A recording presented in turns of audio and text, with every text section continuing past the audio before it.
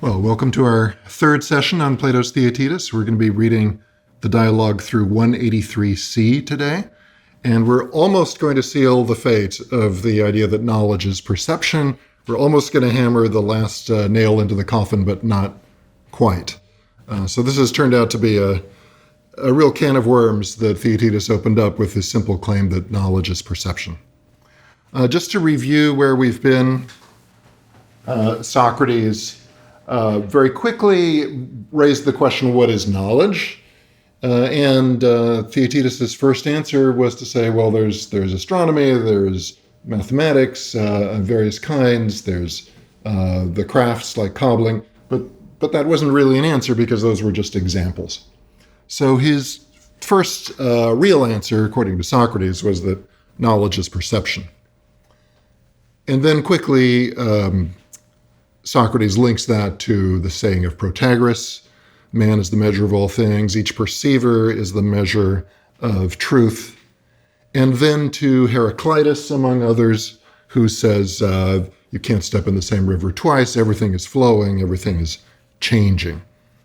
And with a little more work, the baby is born, as it were, he's delivered Theaetetus' first idea, and now they're testing it. I did want to go back to the word measure for a moment in the saying that man is the measure of all things. If we say that this glass of water is 7 inches tall, is that an objective fact, would you say? Is it a fact about the glass itself, in other words? Without relation to anything else? For it to be 7 inches tall, that's a relationship between the cup and a ruler that shows inches, I guess, so it would have to be relational. Right, and that was my point. So we've measured it in terms of an inch. So there's already a relation there to an inch, however you define that, or wherever you look to find out what an inch is. And there's also implicitly at least some relation to the measurer, right? Someone had to look at it and determine that it was 7 inches tall. So is 7 inches objective or not? Well, we feel it's more objective than, it's delicious water or something, quote, subjective like that. But Protagoras would probably say, well, your so-called objective information about the thing in itself also depends on some relation to you. You've also intervened in some way to get that so-called fact. And we also talked about how in quantum mechanics, actually, we now all believe that the measurement actively intervenes and affects what is measured, at least at a certain scale. So there seems to be something fairly deep about Protagoras. So combining Protagoras and Heraclitus, Socrates has created this theory of reality, if you will, or being, but he doesn't want to use that word, becoming, a theory of becoming. Everything is in motion, motions are intersecting, and in these intersections we get these momentary flarings up of an appearance, a phenomenon, a good Greek word that just means something that appears. It appears to someone, it appears to be of something, but there is no thing really independently of the relationship. The perception is all there is, and there is no perceiver independently of that moment of intersection of those two motions. So all this rather bizarre understanding of reality came out of the idea that knowledge is perception. We looked at a couple of objections, including a sort of ad hominem objection. If everybody's perceptions are true, then what makes your perceptions, Protagoras, any better than anyone else's? Why are you so wise? And his answer was, well, because I know how to change other people's perceptions to make them better. We talked about how that assumes something about better. What's the standard of better? But maybe that's not much of an objection because Protagoras could say, well, better by their standards, by the standards of the person whose perceptions I'm changing. If they think or they feel that their perceptions are more desirable now, then they are for them. And I deserve my high fees because I'm the one who facilitated that as a therapist or some sort of political counselor or somebody might be able to change others' perceptions. So today, Theaetetus is going to get a well-deserved rest for a while, and it's going to be Theodorus who's interacting with Socrates, because Socrates almost coerces him, or at least he shames him into doing this, saying, look, it's not my job to be defending your dead friend Protagoras while you just sit there. Come on. And you're making me pick on a boy, Theaetetus? Come on, you and me. So he finally agrees, making it more personal about Theodorus. So at 169a, there's another point where Socrates makes it personal.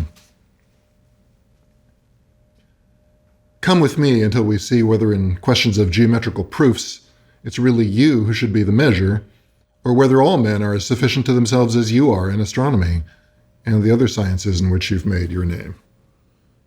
Right, and this is not just rhetoric. These are supposed to be sciences, astronomy, geometry, and so how can you agree with Protagoras and say that everybody's perception of these things is valid?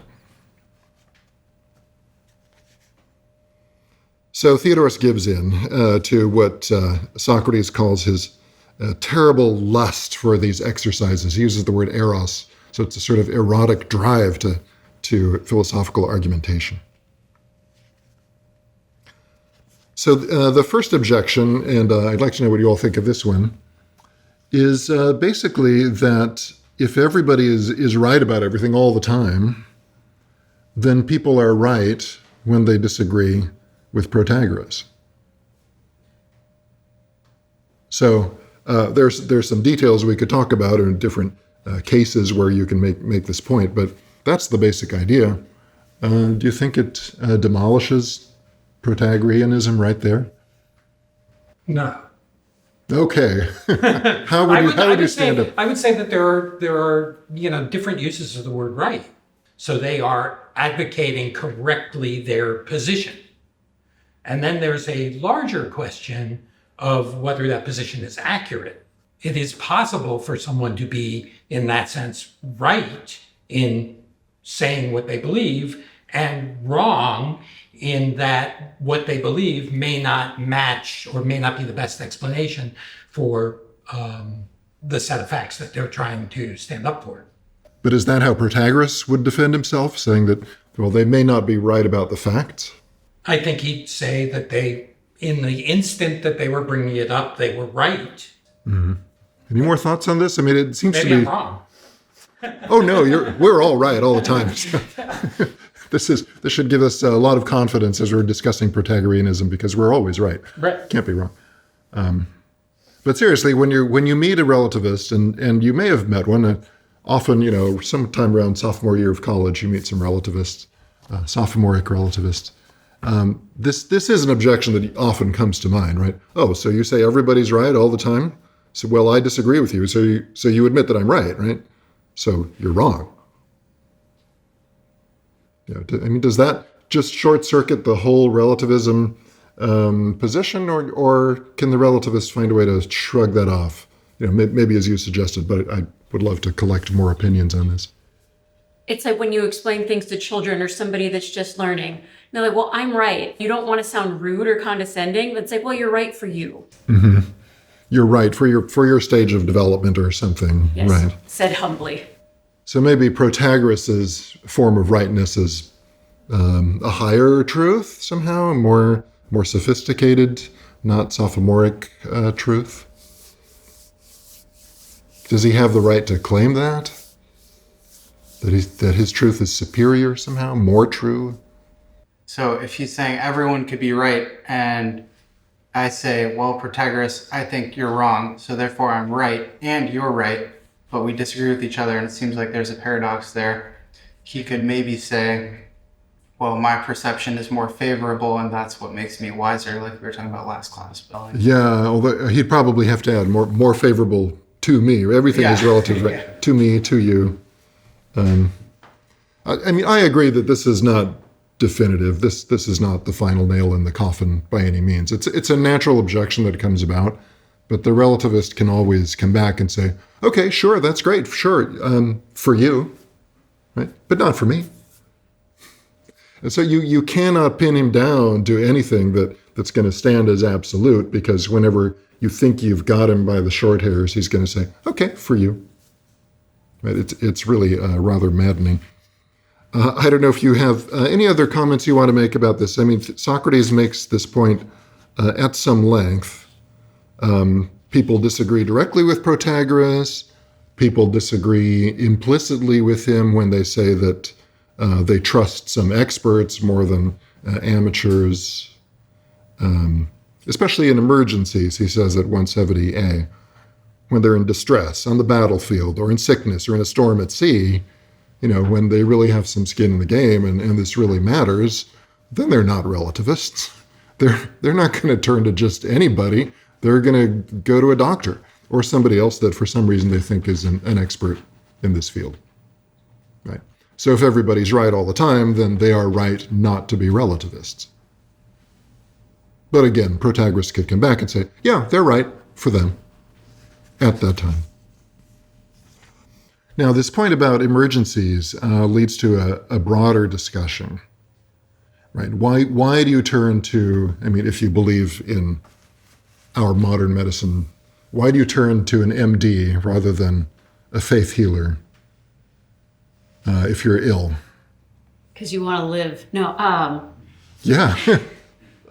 Yeah, and you want to keep living into the future, right? So the broader things that come out have to do with prediction, right? What's going to work?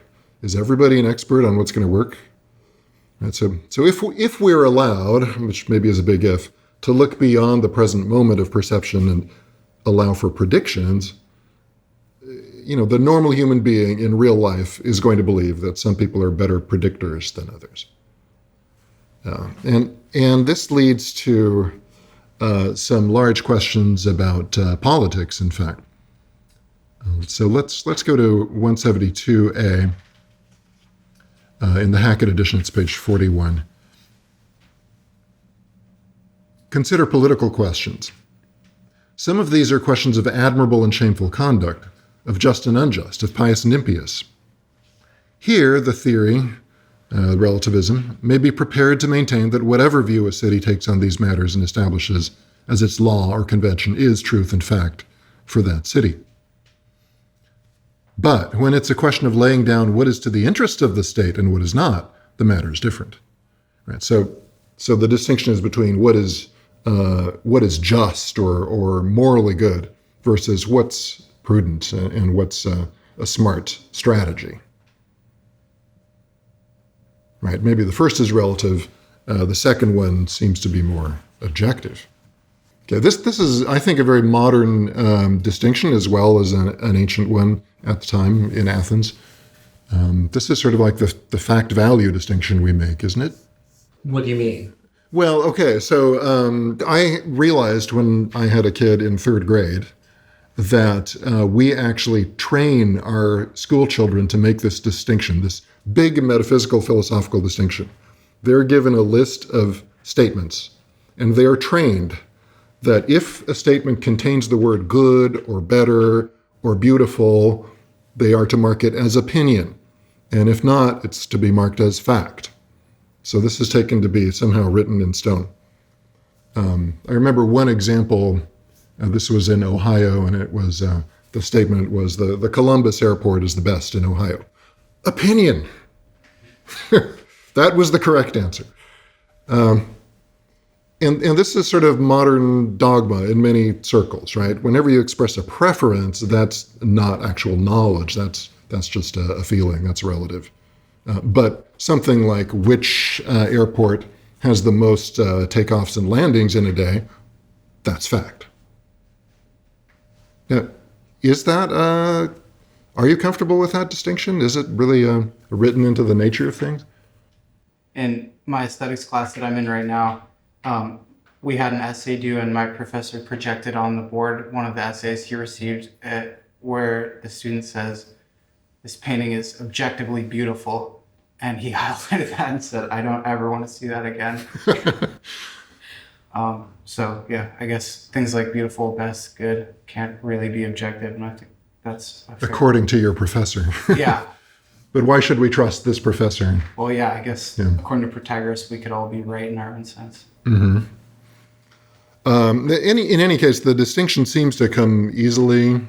Let's take another current example. So, in recent history, the U.S. government abducted the president of Venezuela. Now, I think I'm trying to describe it objectively with the word abducted.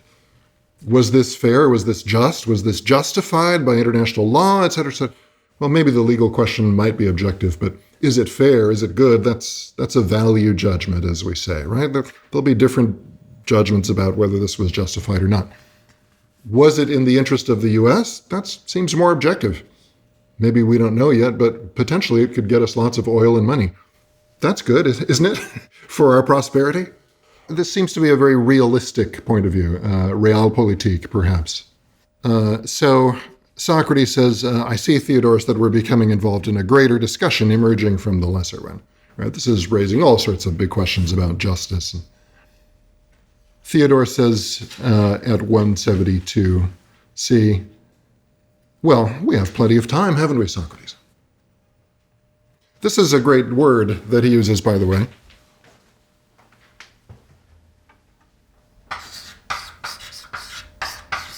Schole, which looks like school, and in fact it is the root of our word school. It means leisure, it means free time. And Socrates himself, actually back at 154e, said that we have plenty of leisure. And so Theodorus is kind of picking up on that. But that remark provokes several pages of what Socrates calls a digression. And Socrates' answer is, well, we appear to. That remark of yours reminds me of an idea that has often occurred to me before. How natural it is that men who've spent a great part of their lives in philosophical studies make such fools of themselves when they appear as speakers in the law courts. So this seems to have nothing to do with knowledge. It seems to be a sort of pleasant break in the heavy-duty argumentation. Did you notice how Theodorus reacts to this? Does he enjoy it? He loves it. He says things like, I like listening to this sort of thing. Right? It's easier for a man of my years to follow. He also says, if your words convinced everyone as they do me, there would be more peace and less evil on earth. So there's just a little perhaps relevant point about Theodorus. He really doesn't like the nitty-gritty of philosophical argument, but he loves flowery speech like this about how wonderful philosophers are. Now, the speech... But Yes. Couldn't it be called how useless philosophers are? Indeed. Yes. Let's get to the content of it. And it's sort of the useless philosopher versus the useful, quote, lawyer. Right. I'll put that in quotes because in the ancient Athenian legal system, you didn't really have professional lawyers as we do. You had rhetoricians who argued cases. Or they would help you argue a case. Right. Because at least in theory, if you were brought to court, charges were laid against you, you had to defend yourself. Now, you could get somebody else to write a speech for you. In theory, you couldn't pay them for that, although maybe only in theory. But you had to at least speak those words. They also didn't have professional prosecutors. There was no DA. You didn't like what some fellow citizen did? Bring him to court. So You spoke as your own prosecutor. yeah, you murdered my mother. I'm going to take you to court, right? Well, and then you have to defend yourself. This was one way in which ancient Athens was radically democratic. Now, in some way, they were less democratic than we are because only a minority of the people were citizens. They had to be adult, male, native-born Athenians who were not enslaved. Still, it's a fairly large number of men. And if you were part of that group, then you would be constantly made to get involved in public affairs. So you would be assigned by lot to be part of various governmental bodies. You'd often be serving on juries of 501 men. And this is not a very big city by our standards. And so you'd often be on jury duty. And this was part of being an active citizen. So sooner or later, almost everyone would end up in court in one way or another. But some men were always involved in this the most litigious part of Athenian society. They were the men who were knocking about the law courts their whole lives. And let's just call them the lawyers, because that's a pretty good modern parallel.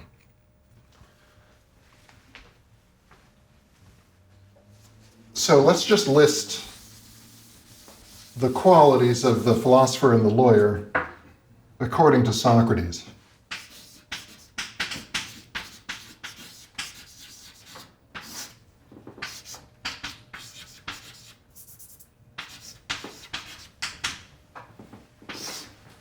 What should I put down? Just. Explain a bit more. I think of the philosopher as just being more level-headed. When you see the justice with her blindfold on, it's like, I'm not really going to pass judgment here. Mm-hmm. Yeah, that allegory of justice is interesting. She's blind because she's not taking into consideration irrelevant factors, let's say race or class or whatever. But she does pass judgment, and that's why she has a sword, too. Yeah. One thing that Socrates does say is that the philosopher is concerned with the questions such as what is justice itself, right? I'm putting these down in just as they occur to us. The lawyer is concerned with the injustice of this person or that person in legal terms, right? So this or that. Injustice. The philosopher can ask the big questions and the definition questions. It's sort of like a cobbler who knows how to fix shoes versus the philosopher who can ask, what is knowledge itself? What else? I'm looking at 175E. He sort of describes the philosopher as living in freedom and leisure. Mm-hmm. He says he doesn't know how to make a bed or sweeten a sauce. And so he's not really into the specifics, but the man who could sweeten a sauce or make a bed, like the lawyer, maybe couldn't write a song or praise the gods appropriately.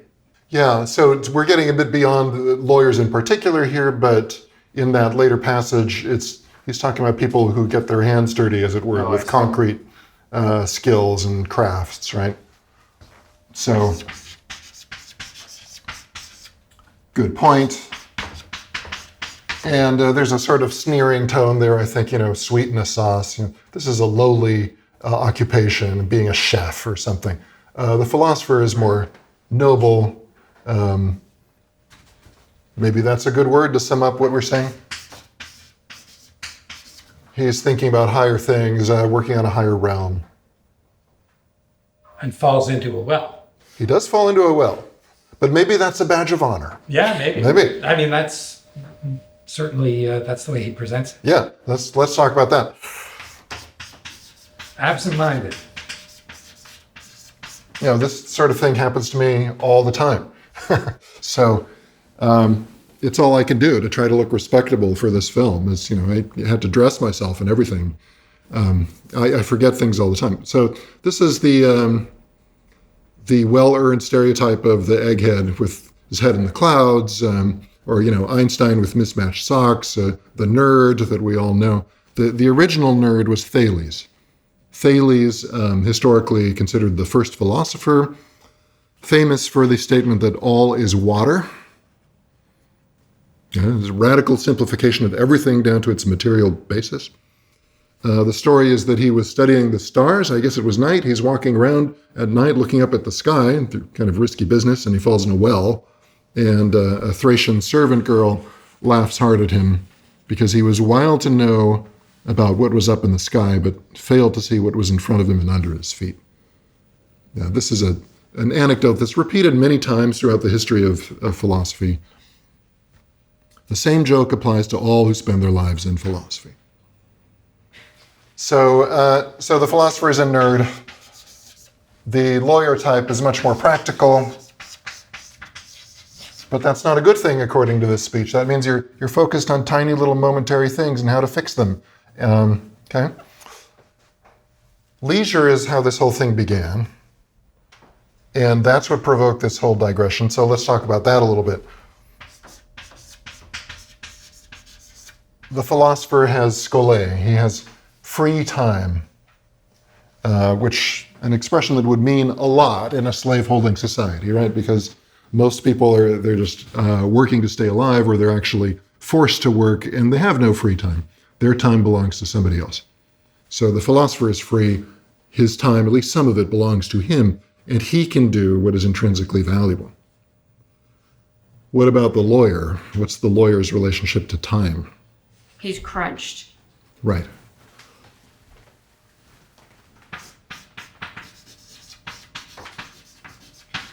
Right. In our modern system, we see this happening all the time on legal dramas and so on, where the judge is like, okay, get to the point, counselor.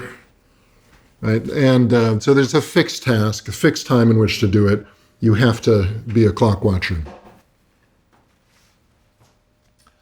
There's a real Yeah. cruelty here in some way, Mm-hmm. in that, like Theodosius says, our arguments are our own, like slaves. Yes. Each one must wait about for us.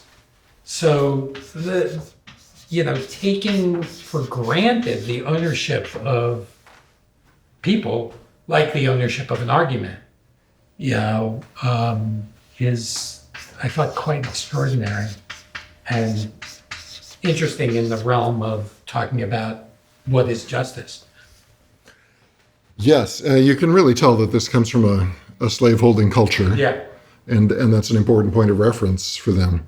The very interesting remark you quoted there.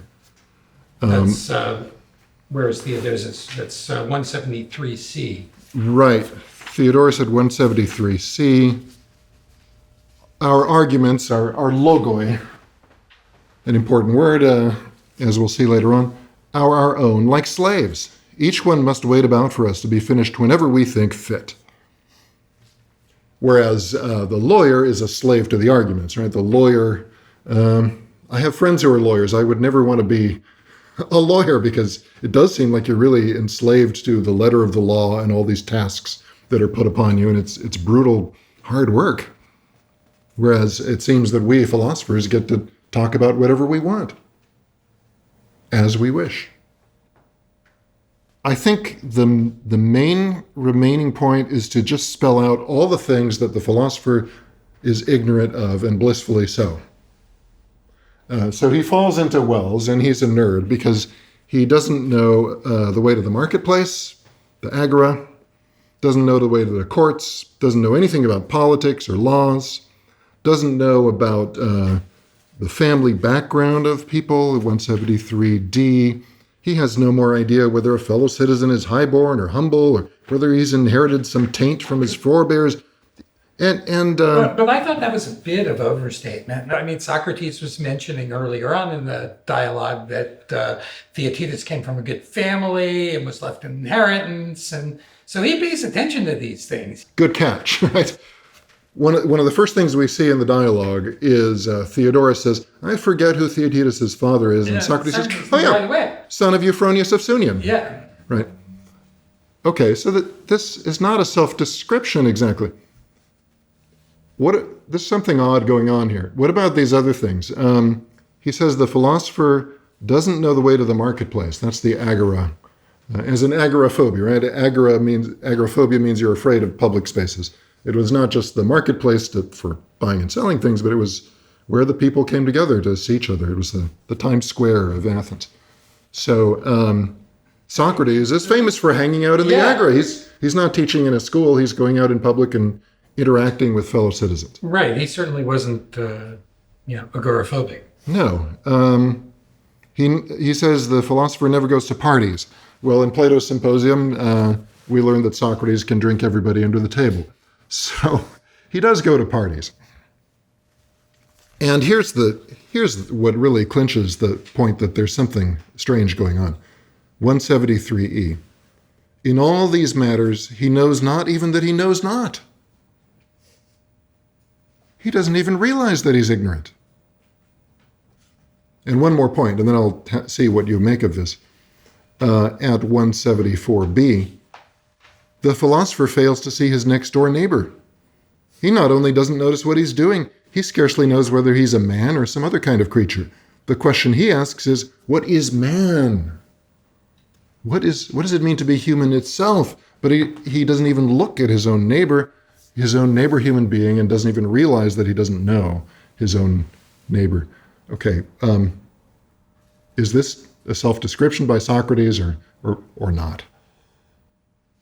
Well, he's going after man as measure, right? So if the philosopher is already asking what is a man, then you can't say man is measure, because you don't even know what a man is. Ah, great. I hadn't thought about that. So we should ask, what is a man? Right? It's a good question. Or what is a human being? What does it mean to be human? What does it mean to be human? That's the question. Very important question.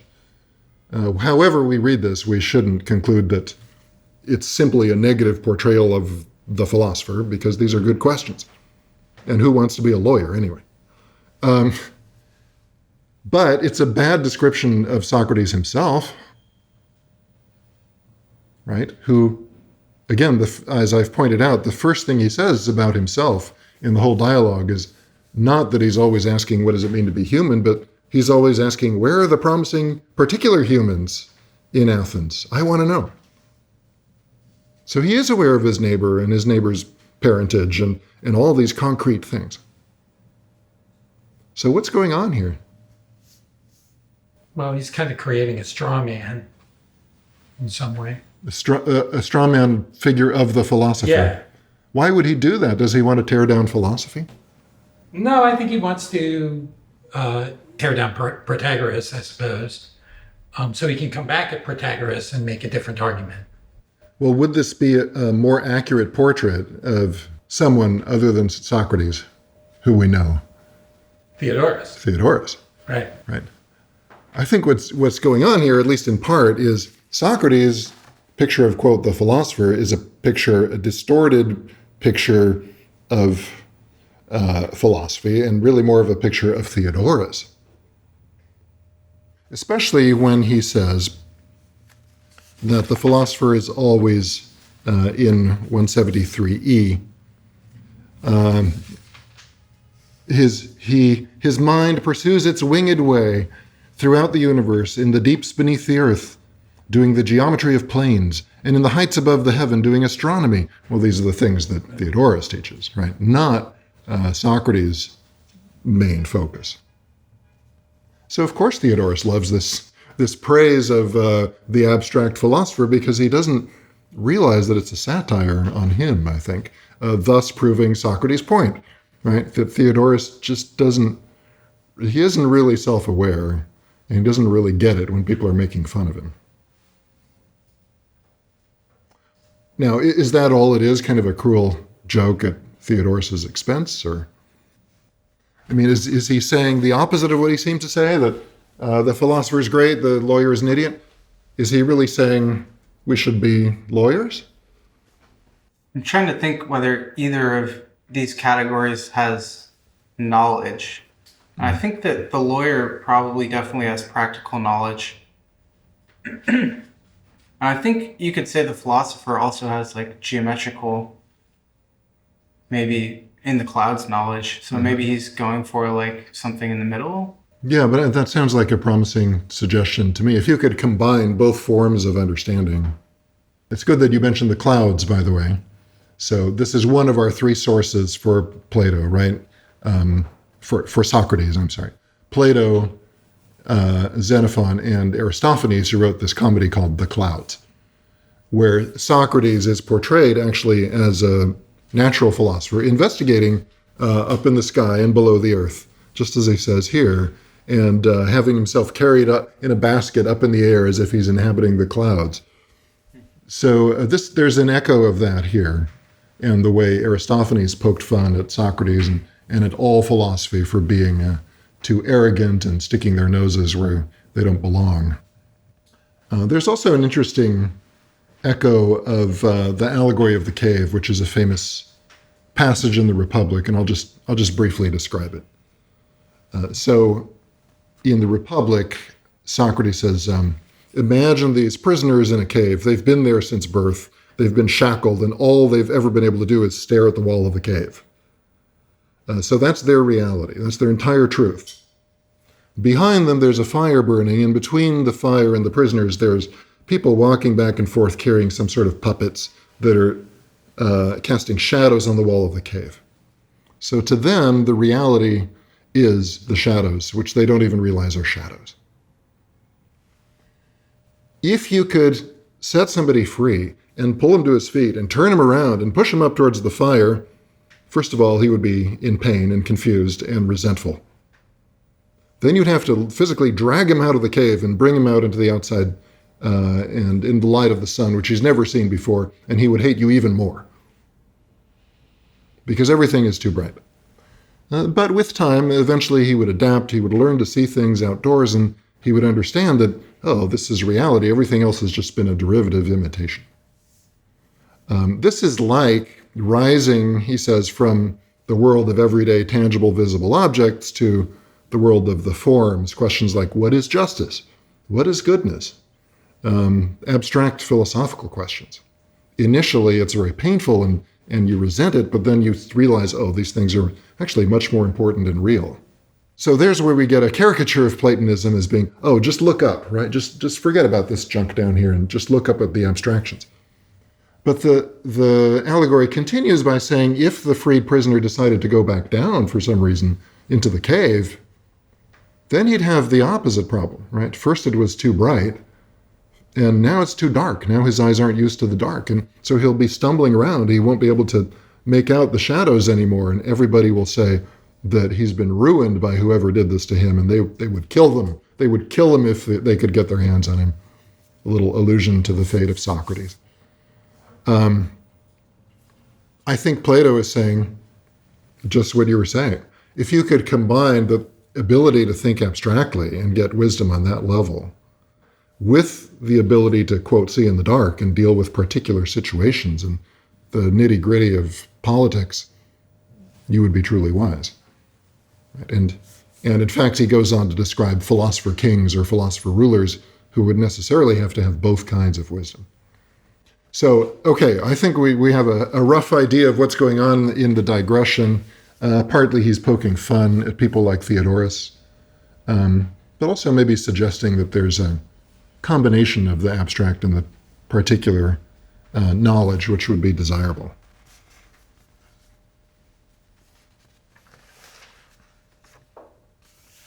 And I think that Socrates or Plato is probably being quite sincere when, towards the end of the digression, he criticizes people who take themselves to be, very clever in getting away with injustice, but when at 175c, when somebody asks them to examine justice and injustice themselves, what they are, how they differ from everything else and from each other, well, now his head swims. Disconcerted by the unusual experience, he knows not what to do next. He can only stammer when he speaks. And this causes great entertainment to all men who've not been brought up like slaves. Or he makes a similar point at 177b. When it comes to giving and taking an account, giving a logos, giving an argument of the things he disparages, the unjust man disparages, when he's willing to stand his ground like a man for long enough instead of running away like a coward, then an odd thing happens. In the end, the things he says do not satisfy even himself. We see this, for instance, in Book 1 of the Republic. Socrates is arguing with Thrasymachus, who is a sophist who says might makes right, and injustice is fantastic if you can just get away with it. But he can't ultimately defend that, and he's defeated by Socrates. And maybe this means that this fact-value distinction, to return to that, is not as obvious as we take it to be, right? Because it would tend to promote a kind of Thrasymacheian or maybe Machiavellian cynicism. Let's forget about these value judgments about right and wrong, just and unjust. Let's just focus on what works. And often what works is what people consider unjust. But maybe that's a very narrow and, in fact, ignorant point of view.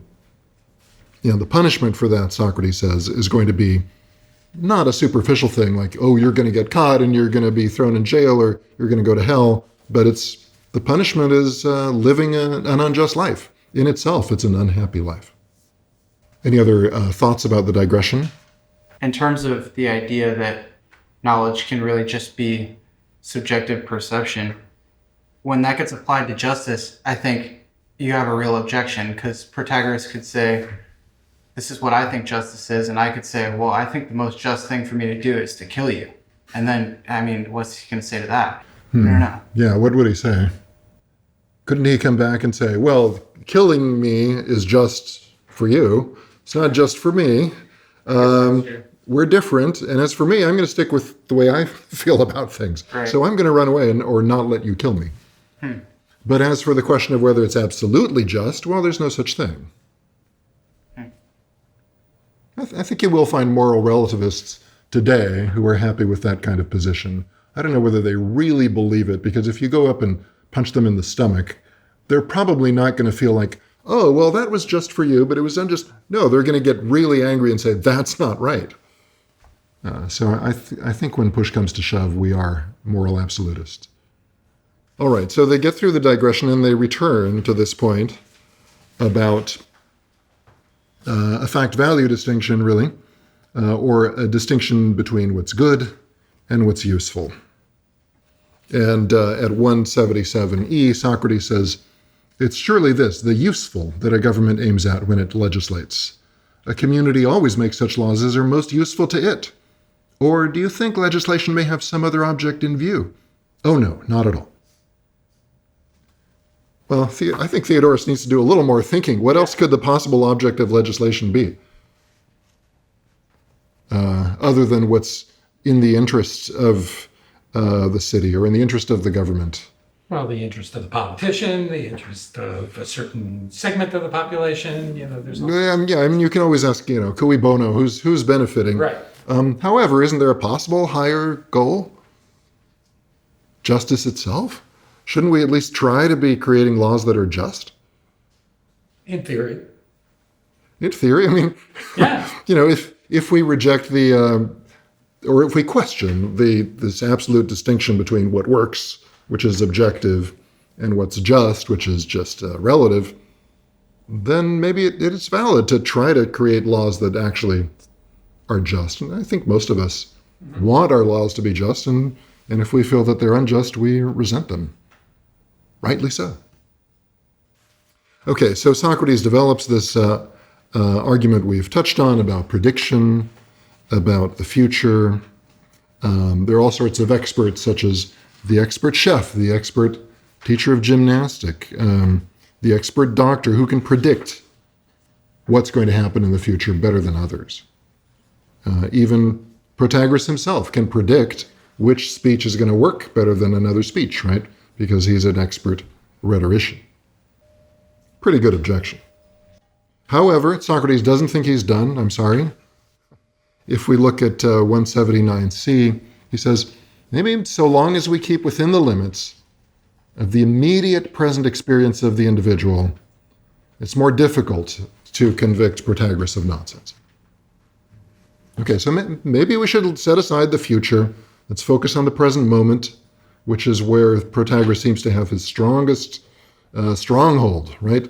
The present perception of a particular individual. How could that ever be wrong? Isn't that knowledge? And this brings us to the last part of nearly the last part of the refutation of the idea that knowledge is perception. But we first get an interesting description of the followers of Heraclitus.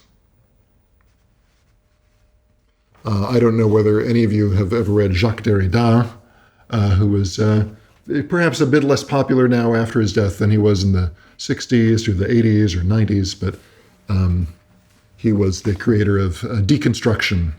And I think Socrates' description of the Heracliteans is a bit like the behavior of the deconstructionists. As for abiding by what is said or sticking to a question or quietly answering and asking questions in turn, there's less than nothing of that in their capacity. If you ask any of them a question, he'll pull out some little enigmatic phrase from his quiver and shoot it off at you. If you try to make him give an account of what he said, you will only get hit by another full of strange turns of language. So we still have people like this, whether they're Derridians or not, clever masters of evasion, which fits the picture of Heraclitus that we're getting in this dialogue as someone who says, well, everything's always moving around, everything is relative. You can't pin him down to any thesis. On the other hand, there are the followers of Parmenides. So we get a wonderful depiction here of the big fight going on between Heracliteans and Parmenideans. And I'll give you a little digression on Parmenides.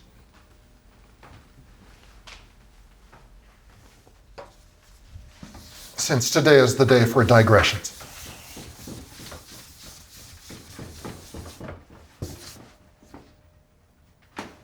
So if Heraclitus, at least as maybe caricatured in this dialogue, is the philosopher who said, everything's in flux, Parmenides, the other of the two greatest pre-Socratic philosophers, is the one who says, nothing is in flux.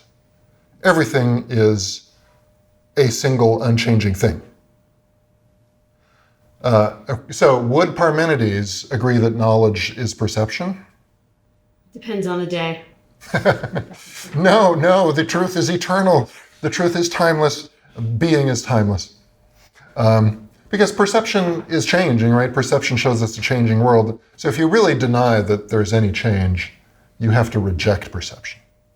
And so Parmenides says, trust your logic, trust your mind, and forget about what your senses tell you. Now, what does logic tell you?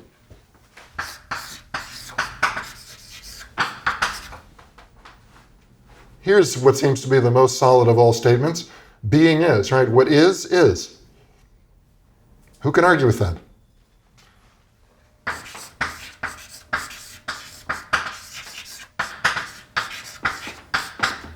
Right? And its complementary statement, non-being is not. There is no nothing, right? Nothing does not exist. Now, our mind has to agree with this. Now, what follows from this? Quite a few interesting things. I remember learning in my first ever philosophy class, we talked about this, that if being is and non-being is like a placeholder for something we can't even fathom that doesn't exist, then being has to be one, because you couldn't divide being except with more being. Yeah, no, I think that makes sense. So in order to have any differentiation, you have to have something not be something else. Well, there's a form of not being right there. So there can be no differentiation. He compares being to a single well-rounded sphere. And can there be change? Well, what is change? Change is when something becomes what it was not before. Or when it is not something, and then it becomes something that is, and then it perhaps becomes something that is not again. But there is no thing that is not. There is no non-being. Therefore, there is no transition from non-being to being. Therefore, there is no transition, and the senses are absolutely an illusion. A famous follower of Parmenides, Zeno, is responsible for some wonderful paradoxes, such as that I cannot get to that other side of the room, because first I would have to get halfway there, and then halfway again, and then halfway again, etc. It's an infinite series of finite distances, and I will never be able to get through that. And people still discuss this. Some people think, oh, well, all you need is calculus, but maybe that's a little too simple. My favorite paradox by Zeno is the arrow paradox, because it's so simple. So take an arrow shooting through the air. Think about it at one instant. Is it moving at that instant? No, there's no time in which it can move. So at no instant is it moving. So it doesn't move. Right? It never moves. So that's Parmenides. We get a little promise here that they're going to discuss Parmenideanism, but then Socrates says, that's too deep for right now. So you can look elsewhere. There's a wonderful dialogue by Plato called Parmenides, where young Socrates meets old Parmenides, who totally wipes the floor with him. So if you want to see Socrates finally defeated in an argument, at least when he's young, read that dialogue. So we'll instead only look at the Heracliteans, and again, they're always squirming. They're always squirming their way out of any sort of attempts to come to grips with them. So as Theodorus says in 180c, what we must do is take their doctrine out of their hands and consider it for ourselves, as we should a problem in geometry. Right? Whether they like it or not, we're going to take their basic statement, everything flows, everything's in flux, and we're going to treat it as if it were an axiom in math. And we're going to see what follows from that. So how does this help? Where does that get us? Axiom is that everything is in motion. Socrates asks in 181c, are they referring to one form of motion only, or as I think to two? So we're going to take motion in a broad sense to mean change. How many kinds of change are there? One is motion in the narrow sense, change of place. What other kind of motion could there be, or what other kind of change? How things alter. We've been doing this for 3 days and my beard has grown. Okay. Right? So I've changed. Isn't that a change of place of your hair? I guess it's a change of, you could argue it's spatial, but it's still me. It's my perception of it. I'm still here sitting at this table. Mm-hmm. Yeah, you haven't stood up and walked around immediately in the near past. Right. Maybe the room has gotten a little bit warmer over the course of this class. Right. That seems to be an alteration, a change of quality rather than a change of space. Although, again, in modern physics, what does it mean to become warmer? It is a motion in space, isn't it? It's molecules moving around faster. So there's a tendency in modern philosophy and science to try to reduce all changes of quality to changes in location, at least among some scientists. But by common sense anyway, or at least ancient common sense, there's change of place. There's change of poiotes, howness, which Plato coins in this dialogue, and then Cicero, imitating this in Latin, makes up the word qualitas, quality. Right? So we use this word all the time, quality, qualitative. It literally just means howness. What's it likeness? Right? So a change of color, for instance, change of temperature. So there are at least these two kinds of change. Aristotle, by the way, would add another, transformation. So let's say when a butterfly dies, or when any animal dies, it's still the same matter there, but it no longer has the same form. It's no longer the same kind of thing, and it becomes a new thing, maybe worms that ate the corpse of the butterfly. But really all we need for this argument is the concept of alteration. If everything is undergoing alteration all the time, what does that imply about language? Let's look at 182c. So all things move and flow, according to you, Heracliteans. They both move and alter. Now, if they were only moving through space and not altering, we should presumably be able to say what the moving things flow. He's trying to avoid saying what they are and avoid the word being. But what are they? What do they flow?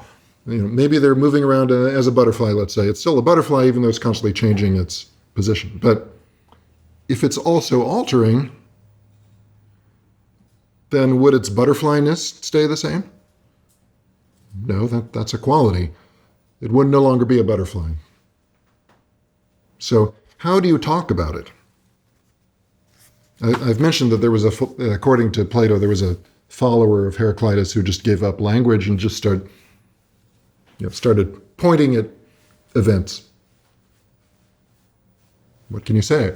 Because as soon as you make a statement about something, you are virtually pinning it down to being a sort of thing that you've just described with a noun or a name.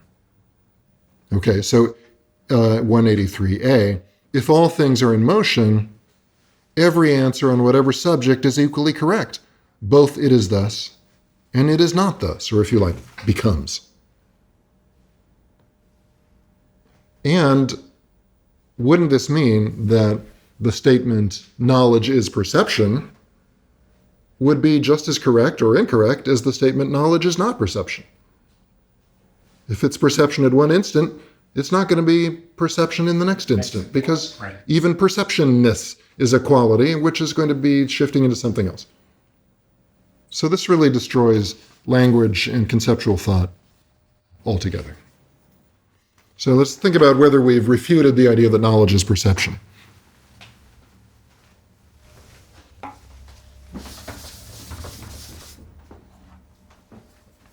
Again, we started off with the statement, knowledge is perception. Socrates said, well, that's just what Protagoras said. And really what he means is what Heraclitus said. And if you follow Heraclitus,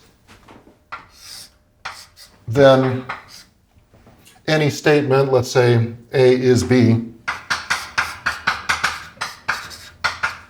is no more true than A is not B.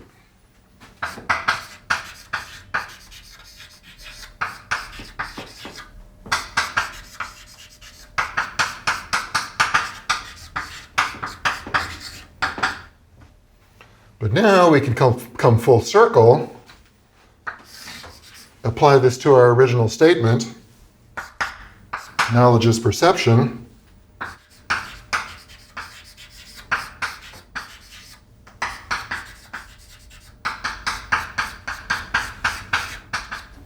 It's no more true than knowledge is not perception. So that's a pretty convoluted, indirect, and clever way of refuting the claim that knowledge is perception. After several steps, you come back around and undercut the original attempt to make any statement about knowledge whatsoever. Maybe Socrates could have stopped here and moved on, but he's not satisfied, and I'm happy that he's not satisfied, because the next argument that we'll look at tomorrow is less, you suspect there's something sophistical about this whole thing. The next one is less sophistical. It's more based on a phenomenology, a description of the actual experience of sense perception, which has been kind of sorely lacking so far. They've said a lot about perception this, perception that, but let's pay attention to perception and how it works. And so he's actually going to ask us to look at our experience of seeing, hearing, and so on. And from that, he's going to demonstrate that that cannot possibly be enough to count as knowledge. I think you'll be convinced, and we'll find out tomorrow.